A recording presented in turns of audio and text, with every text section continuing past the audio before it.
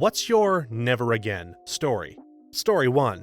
Once I made 2 terrible food decisions in a single day. This was years ago when I was in my middle 20s. I woke up hungry and went to the fridge to grab some leftover Taco Bell. But I'd accidentally forgotten it in the car overnight. Still, I thought if I microwaved it, it would be fine. So I ate a Taco Bell chicken quesadilla that had been sitting out for over 20 hours. Just as I was finishing it up, my buddy called and begged me to join him on a just friends hangout session with this girl that he was trying to date. They wanted to go to this Asian seafood place I'd always seen driving by but had never been to. So we go, and they have a kind of mini seafood super platter that's meant to feed the whole table. Like a super sampler. We get that. It's supposed to feed 6, but we finish it off as a party of 4. That afternoon, it began. My friend called and asked if I was feeling bad from the seafood, and I told him yeah, that it was probably something from earlier in the day for me. He said, yeah, we are feeling a little queasy too, but we've got tickets tonight, so we're just gonna drink water and go for it. I got a date! Woohoo! I wished him luck and went back to Fallout 3. By midnight, I thought I was going to turn inside out. It was so bad. I would have called 911 if my phone had been in the bathroom with me, but it was on my nightstand and I physically could not get to it. I could hear it ringing occasionally, so I hoped that whoever was trying to call would stop by and take me to the hospital. It was the longest night of my life, but by early afternoon the next day I was coming around. I tried to stay hydrated by letting shower water run into my mouth during the event. The toilet was right next to the tub and I could sit and hang my head in the tub at the same time under the shower head. So I just ran the shower on my head, crapped my guts out the back, and vomited my soul out in the front. Turns out the calls late at night were my buddy calling to come pick them up because they had both had accidents at the concert on their first date. They are married now. This was before Uber or Lyft, in case anyone is wondering. They finally managed to get his uncle to get them. Never again. Food poisoning is no joke. The closest I've ever been to dying was from eating at a huge all-you-can-eat Chinese buffet. Lost power while home alone with no cell phone reception. Pooped my brains out, puked for an entire day and couldn't keep water down. My dad found me passed out on the living room floor and took me to the emergency room. I definitely would have died if he hadn't come home. My sister still tells the story of how I ate a week-old beef stew at her house and became violently sick.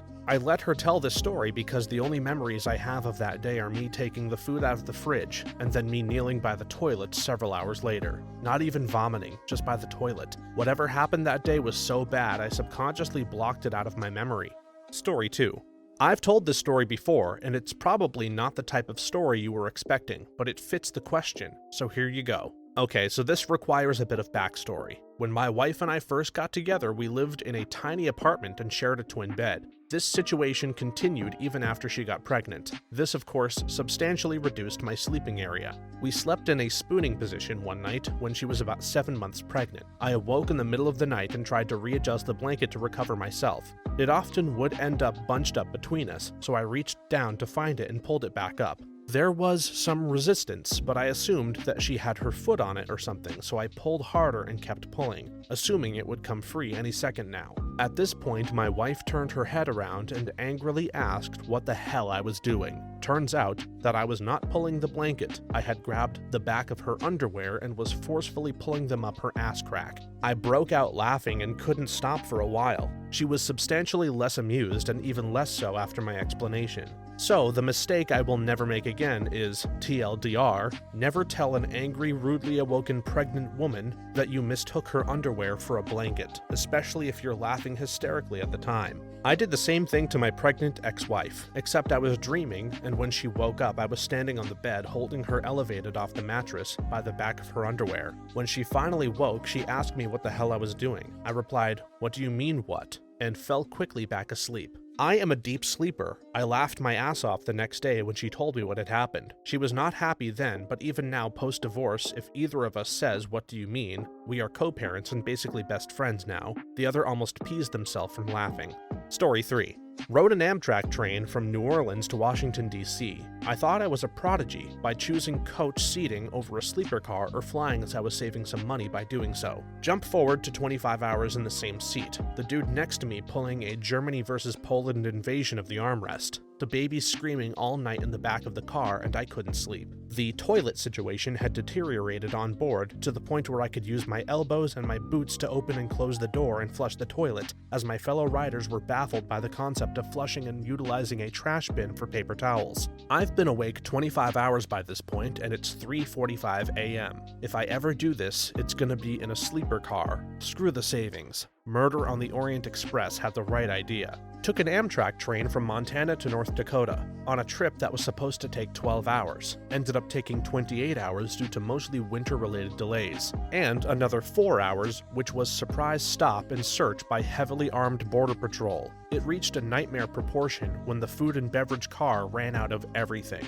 No food, no drinks. This was about 15 hours in, the first time I felt the pains of true hunger in my life. It was a very rural/scenic route, Highline, and included only one stop, which happened to be the one place they moved quickly. 15 minutes at 3 in the morning. The lone vending machine at that podunk station was bum-rushed and empty before we even got within 5 feet of it. It was a specific kind of hell. Even after the trip ended, the nightmare didn't. Amtrak canceled the return voyage due to weather for 7 days, which in turn caused the buses to sell out for the entire week. And every rental car in the region was taken. After desperately searching for 2 days, we found one luxury car available to go out west from the airport at $400 a day. We had to get back to work and had no choice. The car was rear-wheel drive, and we spent the next 12 hours with white knuckles drifting all over the highway because Amtrak hung a full train of people out to dry. The irony was that the whole reason we took the train was to avoid driving in winter conditions. Only our cars were far better equipped than the sports car we got shafted with. Never again.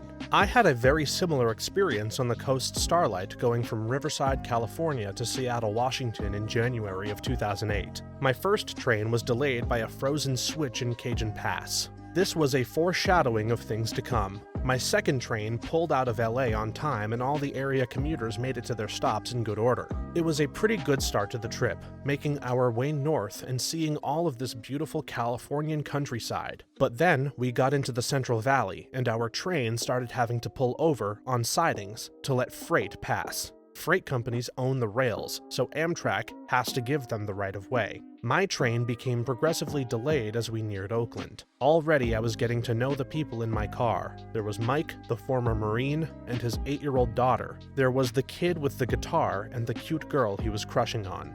There was my seatmate/future train wife, whose name I cannot remember. There was an old woman in front of us. We all got along okay at first. In Oakland, we picked up a woman and her 2 young children, an infant and a toddler. This woman added a level of toxicity to the car that was immediate and unmissable. Every misstep that young Isabel took was met with harsh reprimands and curse words. We continued north. In the night, Isabel started crying and the car was okay with it. Then the woman started cussing again and really waking people up. Everyone was too tired and told her to stop yelling at her kids and let them be. At that point, Isabel's brother started crying and my train wife offered to hold him. Train wife gets the kid back to sleep and she nods off again too, with a strange baby in her arms. The mom fell back asleep, but Isabel didn't, so this terror of a 2-year-old sitting in front of me decided it was time to be friends with me. I wanted to go back to sleep, but I really didn't want her mom to wake back up and start verbally abusing her again. Then followed many tired hours of playing peekaboo and, hey, here's this random item I have. Is it entertaining? In the morning, we stopped in Klamath Falls, Oregon. This was the last smoke break the train would get before making a trip over another set of mountains. The mom was mortified that Isabel wouldn't leave me alone. She seemed to find her children a supreme annoyance, and didn't want to wish the same on anyone else. Isabel was a terror, but she genuinely wanted interaction with other people. So me and train wife ended up with Isabel scrunched between us as we pored over all her books for the whole next day. The train headed north and we started hitting frozen switch after frozen switch in the mountains. The train was almost delayed a full 12 hours before evening fell. The guitar dude got drunk and annoyed. He started getting jealous when his cute seatmate talked to anyone else or wouldn't give him attention. He ended up flipping out on the whole car, accusing us of not taking him seriously and making him look stupid in front of the cute girl. I was wondering how serious Guitar Guy could be considering he'd known the girl for maybe half a day at this point. Then I looked at myself and my seatmate and realized that we'd started a whole family in that amount of time. When Izzy had to go to the bathroom, I'd hold the baby and the train wife would take her. The real mother was pretty much ignored by everyone. Mike the Marine tried to reason with Guitar Kid after his freakout, but to no avail. After the confrontations with the mother and the Guitar Guy, Mike withdrew from all further social interaction with the car, just hoping to get his daughter through the trip. At some point, the staff made the wise call to stop booze sales. Nobody had a cigarette in almost 12 hours. People were tired, smelly, and becoming irritable. As darkness fell in some forbidding Cascades snowscape, the staff retreated from the public site entirely. Izzy and her brother dozed next to me and train wife, and we must have talked about everything there was to talk about together. After the longest stop at a frozen switch, the whole train gave a sigh of relief and we moved towards Salem. After only an hour, it was announced that, by law, the crew of the train had to switch out as they'd now been on the job too long. So we stopped and waited for the new crew. Irritability increased. Still no cigarette stops for over 12 hours. Some people thought about walking to the highway a few miles distant and asking for help.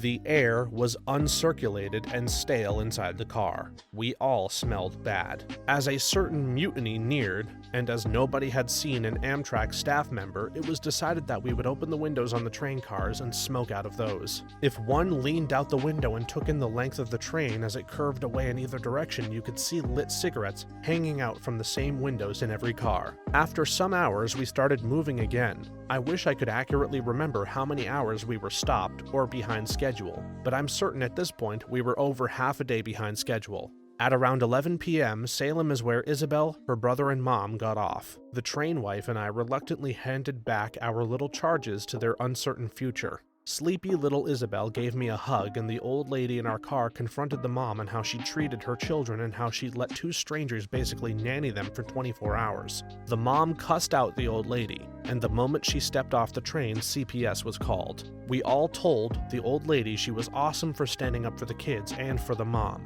We went north. In Portland, we were informed that we would be put onto buses that would either bring us to Olympia or Seattle and would arrive at 4 or 5 in the morning. The area of Seattle where I'd be dropped off is not a good place to be at that time of day. Luckily, I had a friend staying with family in Olympia, and the train wife was taking the same bus. We slept almost the whole bus ride there, leaning on each other. We hugged goodbye at the Olympia station, and that was the end of our strange and brief train family. We never saw each other or spoke again.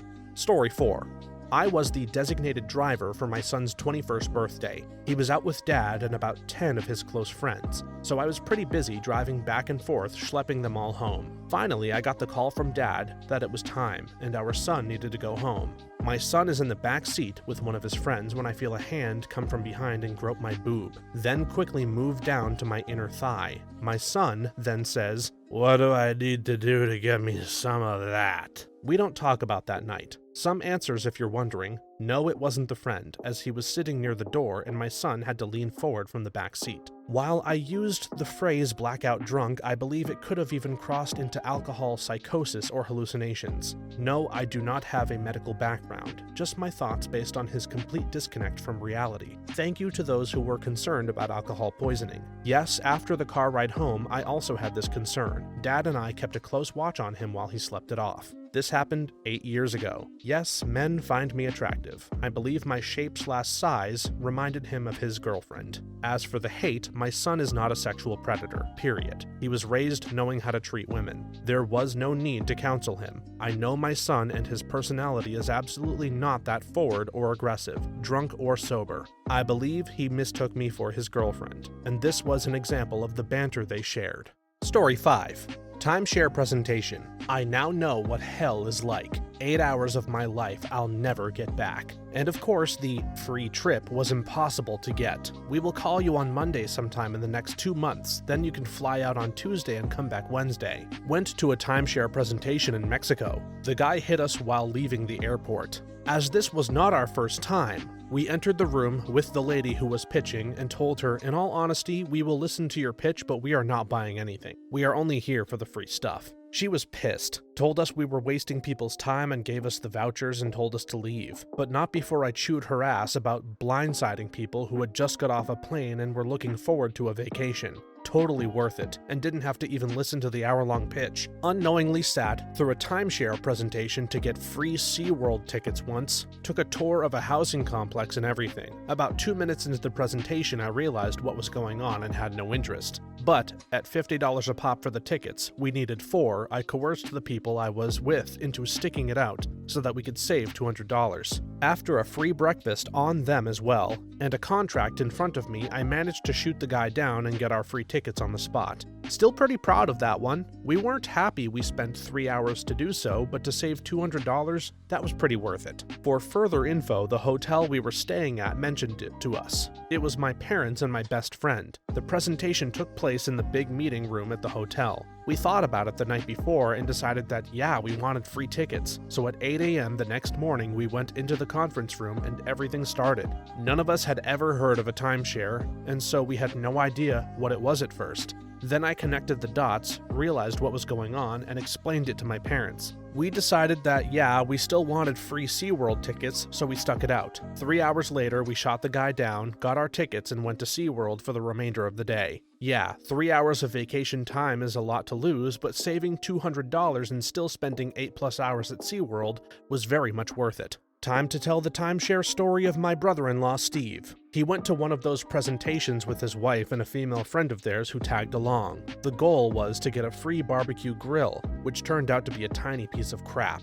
Big surprise. That literally melted and burned upon the first use. But the good part was when they had to sit down with a salesman at the end of the presentation to get the grill. Steve is a big, towering guy, and his wife and the friend are petite. Wife was kind of bored, so she slunk back in her chair while the friend leaned in to listen. Then the friend got bored, and the wife leaned in. This went back and forth for a few minutes, confusing the hell out of the sales dude trying to figure out who to aim his pitch at. Finally, the guy said, "I'm sorry, I'm trying to figure out which two of you are the couple here." The wife and friend looked at each other and giggled, and the wife said coyly, "Oh, come on, you've heard of time-sharing, haven't you?" The friend took the cue and they both started leaning up against Steve and putting their hands all over him. The sales guy, apparently very straight-laced, got extremely uncomfortable and quickly wrapped up his pitch and gave them the piece of crap grill.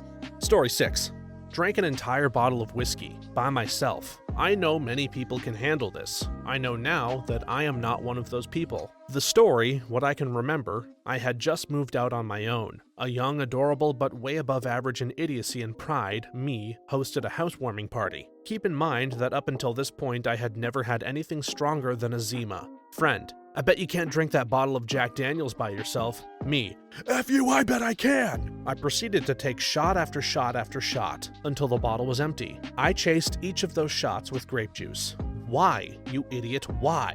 Finished the bottle. T-minus 7 minutes. I went to my car because I needed the pajamas that were in the back seat. I don't know if you've ever had pants that you nicknamed the Jesus pants, but I did, and I needed them now. By the time I got to my car, I had forgotten how to unlock it. T-minus 5 minutes. The other partygoers found me outside. I later found out that I was just standing at the car tapping the window. They were nice enough to get the Jesus pants out of the car and told me to come inside. It was at this point I forgot how to walk, so I fell instead. Seemed like a good idea at the time. Blacked out. T-minus 2 minutes. I wake up to them carrying me down the hall. 5, 4, 3, 2, 1. Houston, we have liftoff. I threw up for the first, but dear God, not the last time, right in front of my door. Blackout again. They tucked me in, sort of. I came headfirst into a moving box they'd found. I threw up in the box, a lot, until I decided that probably wasn't a good idea, and made way for the bathroom. Blackout again. Wake up in the bathtub, vomiting on myself, climb out of the bathtub, but lay beside the bathtub and continue vomiting into the tub. Blackout again. Wake up, still vomiting into the tub. But now I am at the point where I am vomiting up things I don't recognize. I remember thinking I was internally bleeding because whatever I was throwing up was bright red. I was not. Someone decided it would be a good idea to continually give me Gatorade and water throughout the night, but I don't remember drinking it. This is probably why I didn't end up in the hospital or dead, so thank you really. Blackout, wake up, vomit, repeat ad nauseum. This was my life for the next few hours until I mercifully passed out on the floor. Cold tile, you are my first true love. I saw that stain outside my front door every day until I moved. A dark reminder,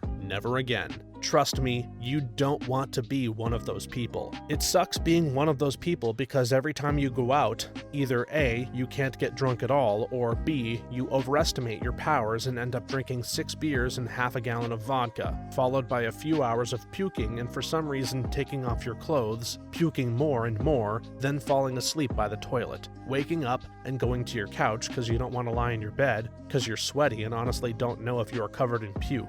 Then you wake up a few hours later freezing your ass off because you stripped naked. Then you wake up, shower, sleep for 7 hours, and can't keep a thought in your head for more than 10 seconds because of how hungover you are. Also, that's how hangovers are for me. I'm just tired and can't think straight. I feel bad for people who have headaches or whatever. I've never felt that. Story 7. Never again will I ever loan money to a friend. Once when I was in college, there was this guy that just kind of started hanging around. No one really knew him or liked him because he proclaimed that he hated people and that his psychiatrist told him to avoid crowds. Of course, he did this in the middle of a full classroom loudly. One day in class, he explained that if you loan someone $20 and you never see them again, you're an idiot who lost $20. A few weeks later, he asked me to borrow $20 and that he'd pay it back next week. Never saw him again after that. Best $20 I've ever spent. I've lent large amounts of money to a friend before who still has not been able to pay it back. The good thing is that I counted on that money being gone for good. It was to help keep her apartment and keep her off the streets, and that part was successful, so I was happy to help. Occasionally, she lets me know her situation is better, she'll be able to pay me back, and then something else happens and prevents her from paying me. I never asked for it, it was worth knowing she wouldn't end up homeless, and she doesn't try hitting me up for other things either. I'm pretty sure I made the right decision, even if I never see that money again. Story 8. Just came back from a 3-week backpacking trip with 5 other people. The trip was originally just 3 others, my boyfriend, brother, and cousin, but 2 friends wanted to join. Jesus Christ, you gotta keep those trips intimate, and preferably with family. The 2 add-ons didn't want to do any of the same stuff we did, and couldn't keep up, didn't want to try any local food, complained about walking, only packed flip-flops, commented after 30 minutes at the Louvre that it was just a bunch of painting, etc, etc, etc. Worst mistake. The original squad all chanted never again at least 50 times each the entire trip, so yeah, never again. I rented a beach cabin with 7 other people. 3 of them were content with just sitting on the beach. The rest of us got antsy and wanted to do things like play mini-golf and visit a few breweries. The 3 beach bums were so intense that we wanted to split off. They didn't get that we're all adults and not everybody has to always be doing the same thing all the time.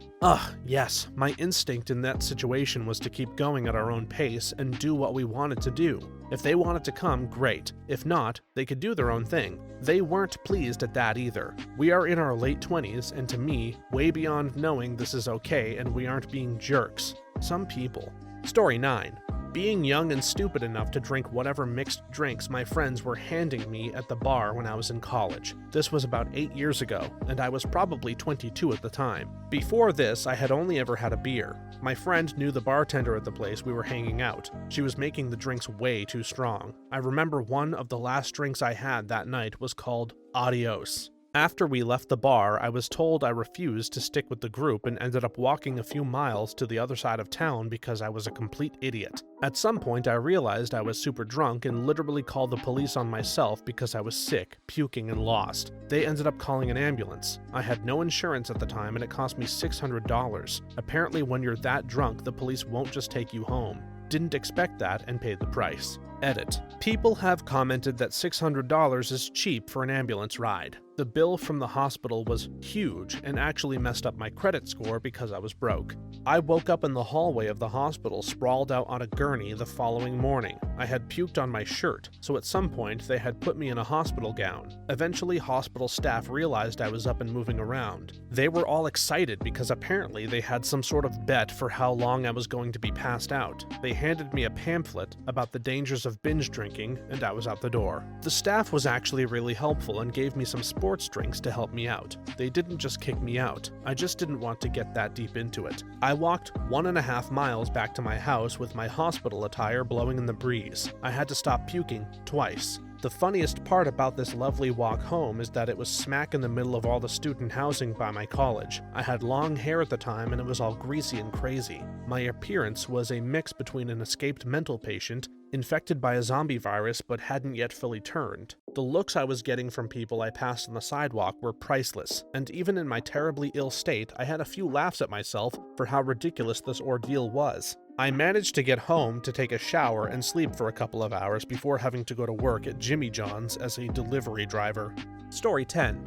A few years ago, I was leading a mission trip to Vietnam/Cambodia with a large group of 20-somethings. There was a dude on our team who was a recovering heroin addict. I had no idea, but the leadership knew and did not inform me. In light of this, and his issue with alcohol, leadership had the brilliant idea to move him from the Japan team and move him to the Vietnam/Cambodia team so that he could be with a guy who they felt had a positive influence on him. If you've never been to Saigon or Phnom Penh, you can't go a block in the touristy areas without being solicited to buy some sort of drug or prostitute. Shockingly, he used heroin again, and convinced another one of our students that heroin is awesome and he should totally try it. We had to send them both home. It sucked.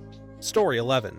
The resort I stayed at in the Dominican Republic had a swim-up bar in the pool. The cocktail of the day was a piña colada. Being of newly legal drinking age and at an all-inclusive resort, and also not yet having a taste for hard alcohol, thus resorting to getting pickled off coolers and cocktails. I went hard on piña coladas, one after the other in rapid succession. What I didn't know was that when you drink while swimming, being weightless in the water means that you don't realize you're drunk until you're really drunk. I ended up getting a lot more intoxicated than I had anticipated, possibly the most I've ever been in my life. I don't remember anything between being dragged out of the pool by my parents and sitting in the corner of our hotel room crying. Thus began many hours of tears, double vision, vomiting into the toilet, and fading in and out of consciousness on the bathroom floor. I couldn't smell alcohol for 3 days without physically feeling sick to my stomach. I still drink, but because of that memory, piña coladas have been forever ruined for me. Story 12. Never again will I engage in any sort of eating race. About 10 years back, I worked for Walmart, and my coworker and I would always take breaks together. I think he and I were in a constant unspoken competition to be the weirdest Walmart employee. We both wore fake name tags, and we used the paging system inappropriately. But all in all, we were hard workers, so our bosses never got onto us. Well, one day in the break room, we decided to have a race that involved eating a cinnamon roll and chasing it with a cupful of maple syrup. We had a small audience for that event. We were sitting across the table from each other when someone said go, and before I could even unwrap my cinnamon roll, he slammed down his cup of maple syrup. I asked him, "How did you eat that so fast?" He said, "I just swallowed it whole." I demanded a rematch and bought him another cinnamon roll from the vending machine. This time I was determined to win. Someone said go, and I shoved the cinnamon roll in the back of my mouth, grabbed the syrup and swallowed, but I didn't swallow. I inhaled the cinnamon roll into my esophagus and began choking. Everyone was laughing until I leaped up from the table, causing one whole side of the table to collapse, spilling multiple people's lunches onto the floor. Then I heard someone say, "Dude, she's choking." I pointed at that guy and vigorously shook my head as I stumbled around the break room, making the international sign for choking. I remember people saying, "Do something. Does anyone know the Heimlich?" No one was helping. They were just all in shock, watching me frantically hit myself repeatedly in the chest. It was then I decided to run as fast as I could into a counter and ram my rib cage. Then I just grabbed the edge of the sink and repeatedly used my arms to pull my chest onto the counter and ram my ribs. After about 3 times, I spun around and a fist-sized cinnamon roll bullet shot out of my throat and splattered on the floor like a snowball. I took the biggest breath of air into my lungs after about a full minute of choking, and my coworker said, "You totally lost." The choking incident in the break room was all the talk around work for some time, and the fact that I high-kicked a table in half and wrecked about 4 people's lunches. Story 13. My boyfriend's father gave us 2 bags of smoked venison sausages his friend made. We froze one and left the other in the fridge. I guess because it was smoked, I couldn't tell when it was spoiled. So one day I had some, and not 20 minutes later I almost crapped my pants. I ran to the bathroom, and while I'm pooping out my soul, I started vomiting into the sink, which was luckily right next to the toilet. I spent the whole day there spewing smoked vomit and poo, and I haven't eaten anything smoked or venison since. Thanks for watching until the end. If you enjoyed this video, please leave us a like and subscribe. If you have a similar story to these that you would like to share with us, please leave it in the comments below. For more videos like this one right now, please stop by our channel. Thanks again, and see you next time.